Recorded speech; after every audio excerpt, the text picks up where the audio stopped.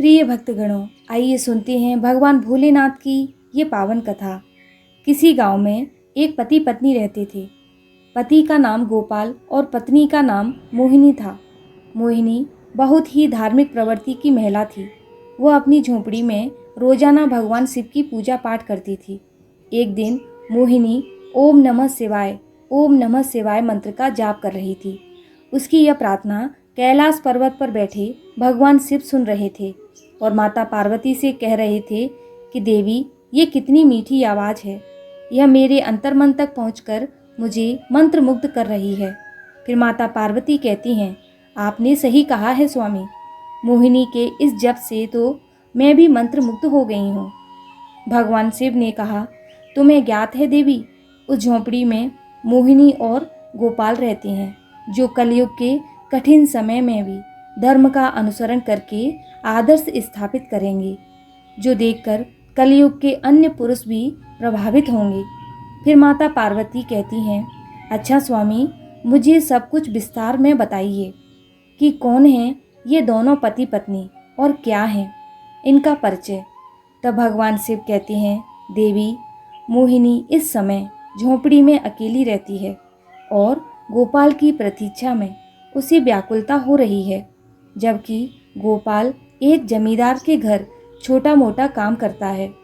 देखो देवी, गोपाल एक लंबे समय के बाद घर लौट रहा है। कठिन परिश्रम से प्राप्त अपनी आय को लेकर अपनी पत्नी के पास जा रहा है।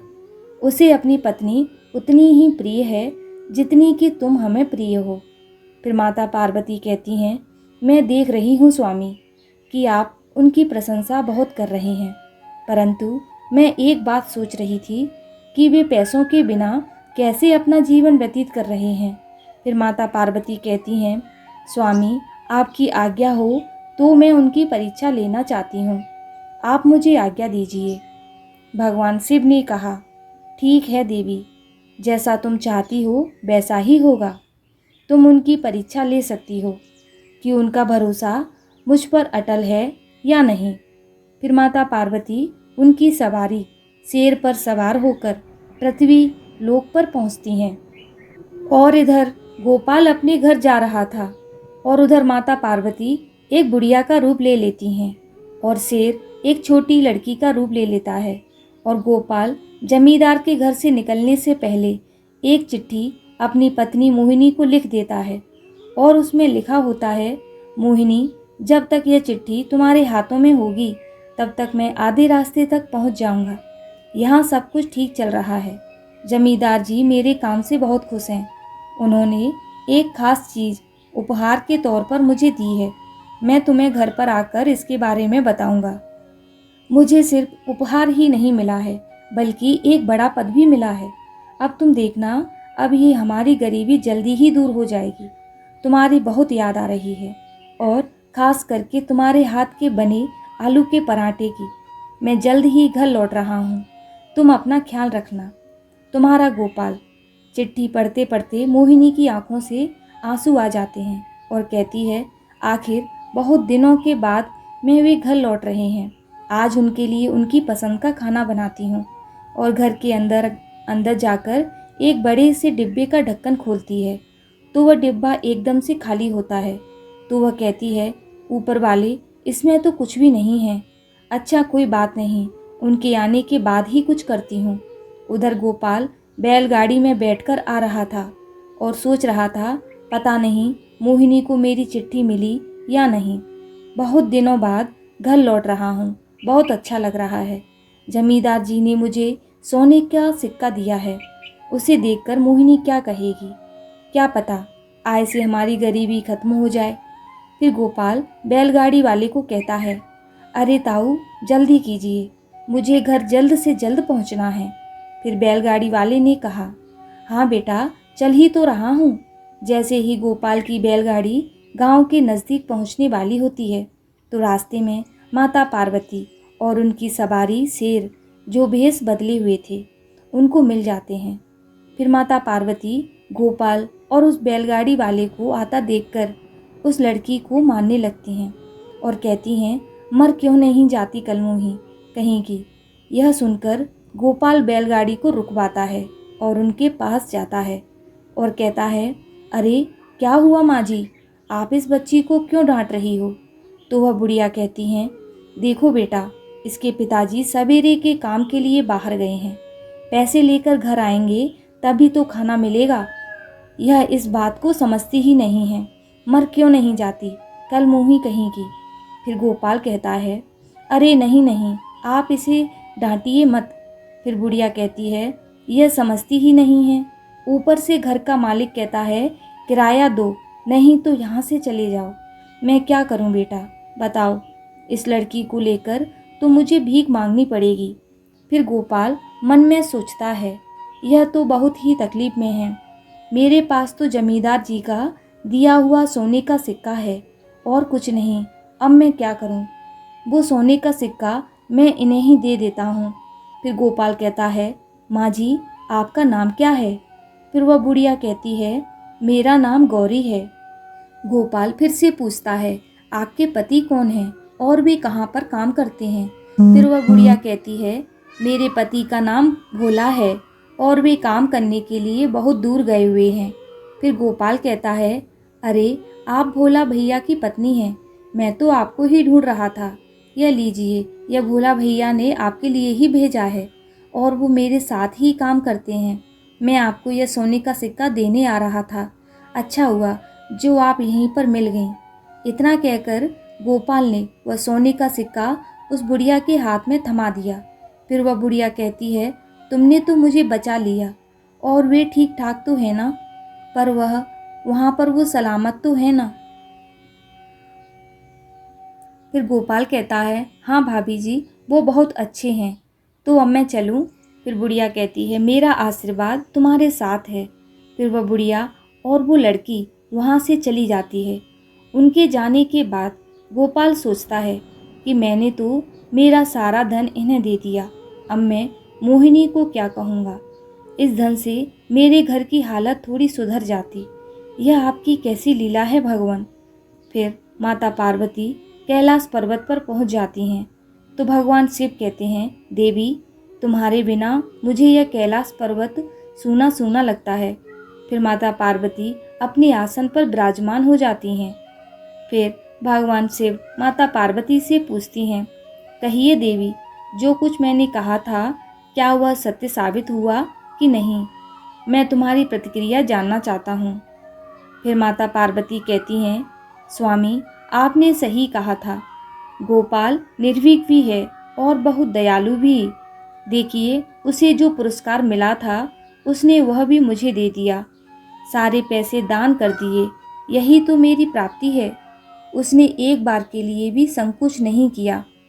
वे लोग कितने गरीब हैं, इस सोने के सिक्के से उनकी गरीबी दूर हो सकती थी, फिर भी नहीं सोचा। भगवान शिव कहते हैं, तुम सत्य कहती हो देवी, अभी भी उस दंपति के मन में दुख और व्यथा अवश्य है। माता पार्वती पूछती हैं, स्वामी आप ऐसा क्यों कह रहे हैं? अभी भी उनके मन में दुख है, वो तो परीक्षा में उत्तीर्ण हुआ है, फिर ऐसा क्यों है? भगवान शिव कहते हैं, जानती हो देवी, उन दोनों का मन स्वर्ण का है, उनको जितना तपाएंगे उनकी मनुष्यता उतनी ही निखर कर सामने आएगी और पवित्र हो जाएंगे ये दोनों दंपति। किंतु इस बार उनकी परीक्षा मैं स्वयं लूँगा।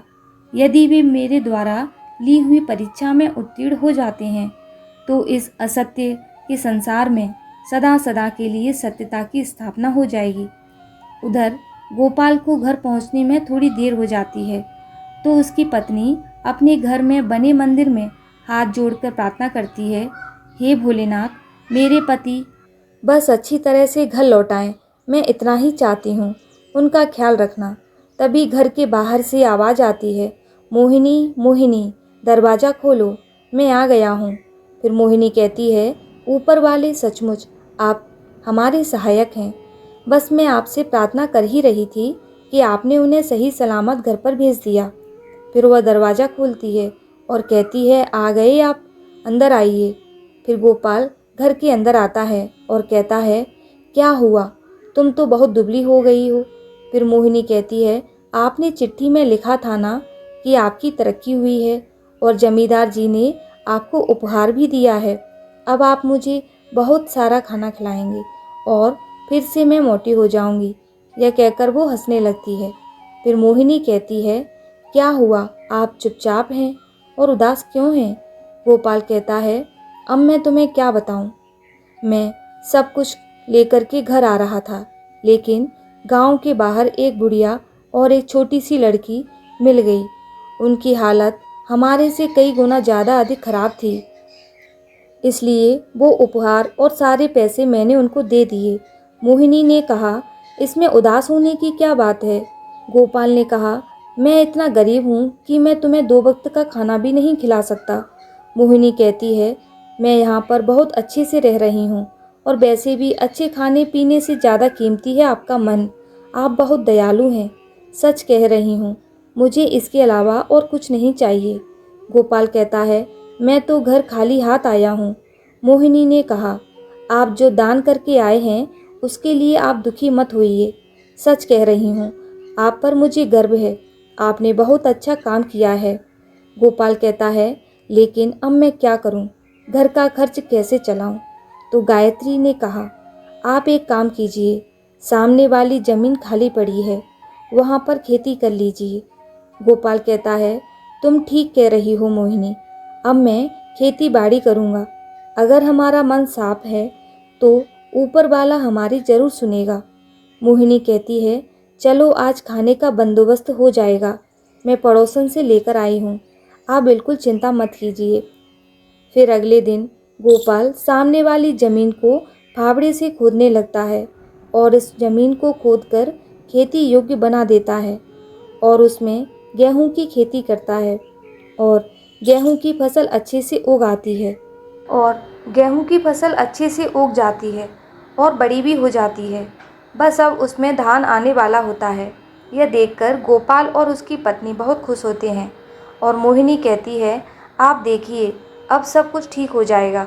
तभी अचानक एक दिन मूसलाधार बारिश आती है और उसके साथ जोरदार तूफान भी आता है।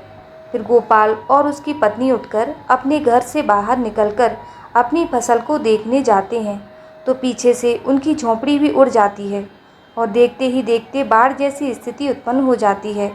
उनका पूरा खेत पानी में डूब जाता है और घर भी डूब जाता है। उनके घर के मंदिर में रखा हुआ कलश बाहर आता है तो उसकी पत्नी उसे उठाकर रोने लगती है।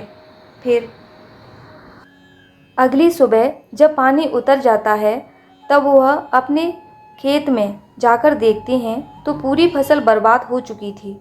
घर पूरा पानी में डूबकर टूट गया था। फिर गोपाल कहता है, हे भगवान, तुम किस जन्म की परीक्षा ले रहे हो? अब हम क्या करेंगे? यह कहकर गोपाल फूट फूट कर रोने लगता है। मोहिनी कहती है, बस कीजिए, आप रोइए मत, ऊपर वाला हमारी परीक्षा ले रहा है। आप देखिए सब कुछ पहले की तरह ठीक ठाक हो जाएगा। उधर माता पार्वती भगवान शिव से कहती हैं, स्वामी आप उन पर दया कीजिए, उनकी और परीक्षा मत लीजिए। वे लोग बहुत गरीब हैं, मैं उनका और कष्ट नहीं देख सकती। भगवान शिव कहते हैं, स्वयं का धर्म और कर्म यही उनके सपनों को साकार करता है, इसके लिए और कुछ नहीं चाहिए। बात को समझो देवी, चारों तरफ अंधकार छाया हुआ है। इस अंधकार की भूख से ही सूर्य का उदय होता है। और इधर गोपाल और उसकी पत्नी एक शिव मंदिर के बाहर बैठ जाते हैं और गोपाल अपने मन में कहता है, हे भोलेनाथ, क्या पाप किया था मैंने जो आप हमें इतने कष्ट दे रहे हैं। मैं मोहिनी को और गरीबी में नहीं देख सकता हूँ। हे भोलेनाथ, मेरी प्रार्थना सुन लो। तभी मंदिर के दूसरे छोर पर भगवान शिव प्रकट होकर एक बूढ़े आदमी का रूप लेकर आते हैं और गोपाल के सामने से गुजरते हैं और उसके सामने एक सोने के सिक्कों से भरी थैली गिराकर आगे बढ़ जाते हैं। फिर गोपाल आवाज़ लगाता है, अरे बाबा सुनिए, यह आपकी थैली यहाँ गिर गई है। फिर भी वो बूढ़े बाबा नहीं सुनते हैं तो गोपाल उठ कर के उनके पीछे जाता है और उन्हें कहता है, अरे बाबा सुनिए, यह आपकी थैली गिर गई है। फिर वह बूढ़े बाबा कहते हैं, बहुत उपकार किया है भाई तुमने, मेरे जीवन भर की कमाई इस थैली में रखी हुई थी, इसे लौटाकर तुमने मुझ पर बहुत बड़ा एहसान किया है, वरना ऐसे में कौन लौटाता है? गोपाल कहता है, नहीं नहीं, दूसरों का सामान लौटाना तो मनुष्य का कर्तव्य है। फिर बूढ़े बाबा कहते हैं, तुम बहुत ही सच्चे इंसान हो, वरना इस दुनिया में बस झूठे लोग ही व्याप्त हैं। उन सब के बीच तुम बहुत बड़ा उदाहरण बनोगे बेटा। तुम्हें देखकर लगता है कि तुम गरीबी में जी रहे हो, फिर भी तुम्हारे मन में लोभ लालच नहीं आया। यह बहुत बड़ी बात है। देखना, इस सत्य का फल तुम्हें अवश्य मिलेगा। यह मेरा आशीर्वाद है। अब मैं चलता हूँ। फिर गोपाल और उसकी पत्नी अपनी टूटी हुई झोंपड़ी में वापस चले जाते हैं।